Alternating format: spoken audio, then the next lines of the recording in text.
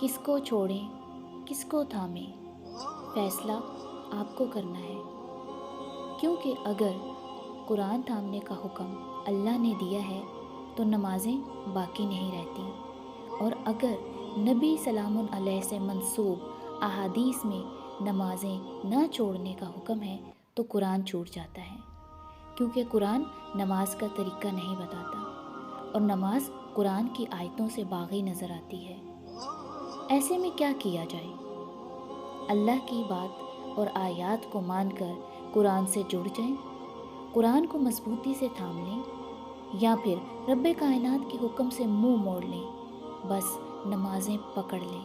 اور قرآن کو الماریوں کی زینت بنا کر غلافوں میں بند کر دیں، اور پھر سوچیں کہ نور کو بند کرنے سے ظلمات سے چھٹکارا مل سکتا ہے۔